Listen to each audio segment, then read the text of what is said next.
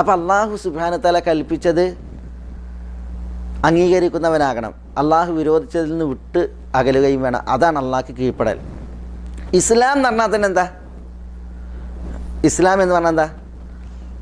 ഇസ്ലാം എന്ന് പറഞ്ഞാൽ അൽ ഇസ്തിസ്ലാമു ലില്ലാഹി ബിത്തൗഹീദി വൽ ഇൻഖിയാദു ലഹു ബിത്താഅ വൽ ബറാഅത്തു മിനശ് ശിർക്കി വ അഹ്ലിഹി എന്നാണ്.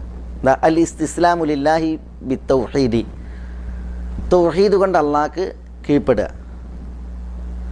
വൽ ഇൻഖിയാദു ലഹു ബിത്താഅ, പുണ്യപ്രവൃത്തികൾ കൊണ്ട് അള്ളാഹുവിന് വഴിപ്പെട്ട് ജീവിക്കുക, വഴിപ്പെടുക. വൽ ബറാഅത്തു മിനശ് ശിർക്കി വ അഹ്ലിഹി, ഷിർക്കിൽ നിന്നും അതിൻ്റെ ആളുകളിൽ നിന്നും ഒഴിവാകുക. ഷിർക്കിൽ നിന്നും അതിൻ്റെ ആളുകളിൽ നിന്നും ഒഴിഞ്ഞ് പുണ്യപ്രവർത്തികളിലൂടെ അള്ളാഹ്ക്ക് വഴിപ്പെട്ട്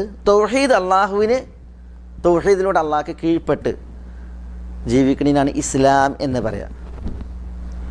അതാണ് ലാ ഇലാഹ ഇല്ലല്ലാഹ്ക്ക് കീഴ്പ്പെടുക എന്നതിൻ്റെ താല്പര്യം. അപ്പോൾ അള്ളാഹിൻ്റെ ഏകത്വം അംഗീകരിക്കണം, പുണ്യപ്രവർത്തികളിലൂടെ അള്ളാഹ്ക്ക് വഴിപ്പെടണം. ഇതിന് രണ്ടിനും നിരക്കാത്തതാണ് ഷിർക്കും ഷിർക്കിൻ്റെ അഹ്ലുകാരും. അവരിൽ നിന്ന് ഒഴിഞ്ഞുകൊണ്ടുള്ള ഒരു ജീവിതം അതുണ്ടാവുകയും വേണം.